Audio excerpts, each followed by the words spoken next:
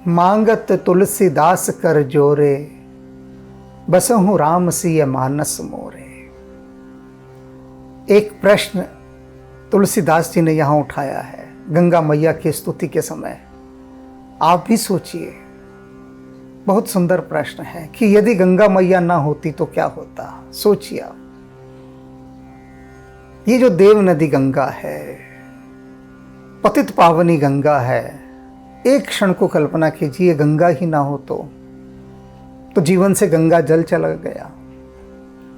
संसार में कोई ऐसी नदी नहीं बचेगी जिसका जल अमर हो, जो कभी दूषित ना होता हो, सदा रहता हो। गंगा पाप नाशिनी है, हमारे पापों को हर लेती है। तो गंगा के अभाव में भक्ति का जो क्षय होता, उसकी हानि कही नहीं जा सकती। यह जो भक्ति काल की इतनी प्राचीन धारा बहती आ रही है, इसमें गंगा का जो योगदान है वह अपूर्व है, आज भी है। गंगा समझ लीजिए सारे भक्तों को पिरोने वाली एक माला है, एक धागा है गंगा जिसमें सारे भक्त पिरोए हुए हैं। उसने उनको बांधा हुआ है अपने इस धागे में, इस सूत्र में। गंगा हमारे अंतरतम की एक तृप्ति है,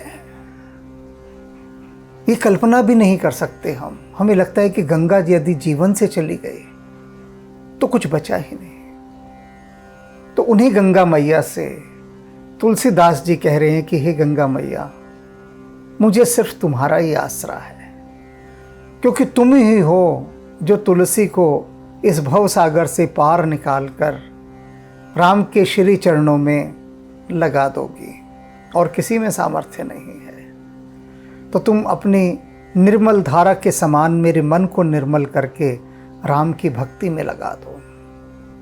देखते हैं कितनी विनय कर रहे हैं राम के लिए तुलसीदास।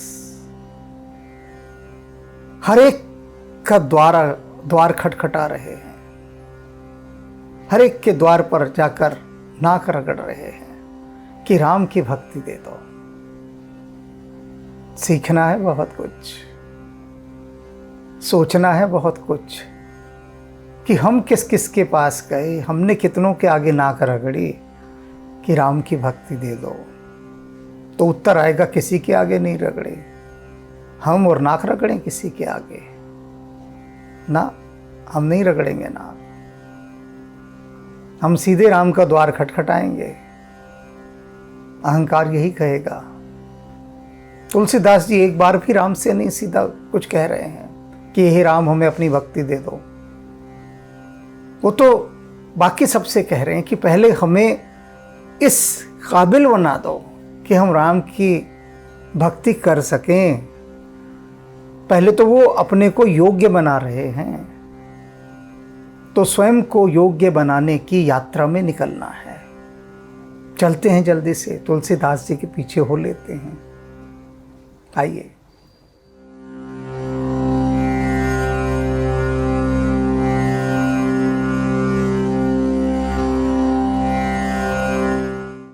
हरनि पाप त्रिविध ताप, सुमिरत सुर सरित, बिलसित मही कल्प बेलि मुद मनोरथ फरित। सोहत शशि धवल धार सुधा सलिल भरित, विमल तर तरंग लसत रघुबर कैसे चरित। तो बिनु जगदम्ब गंग कलजुग का करित, घोर भव अपार सिंधु तुलसी किमे तरित। तुलसीदास जी कितनी प्यारी बात कह रहे हैं।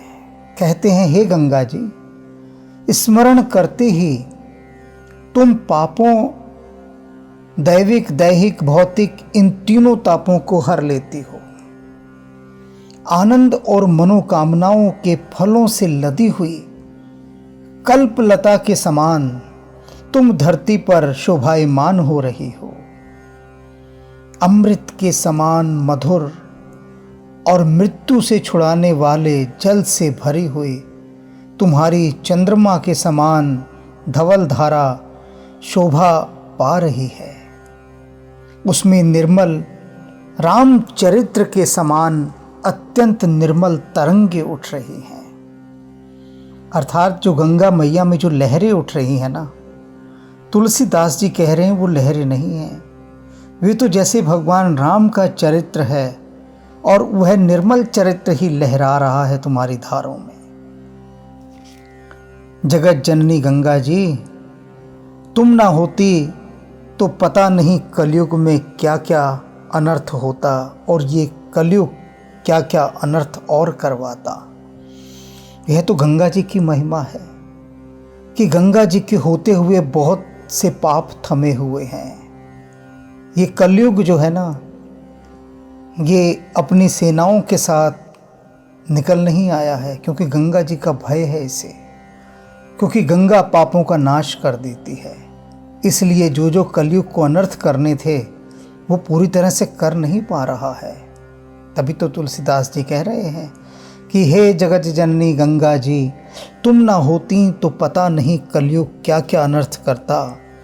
और यह तुलसीदास घोर अपार संसार सागर से कैसे पार उतरता। तुलसीदास जी कहते हैं कि मैं इस संसार के सागर से पार आपकी कृपा के बिना उतर ही नहीं सकता। आप हैं तो आश्रय है, सहारा है, एक भरोसा है, विश्वास है कि गंगा मैया हैं तो वे हमें तार देंगी, पार लगा देंगे। कैसा गहरा अनन्य भाव है तुलसीदास जी का। इसीलिए तो हम एक बूंद गंगा जल भी यदि पूरे घड़े में मिला देते हैं तो पूरे घड़े का जल ही गंगा जल बन जाता है। ऐसी अपार महिमा है गंगा मैया की। जय गंगा मैया।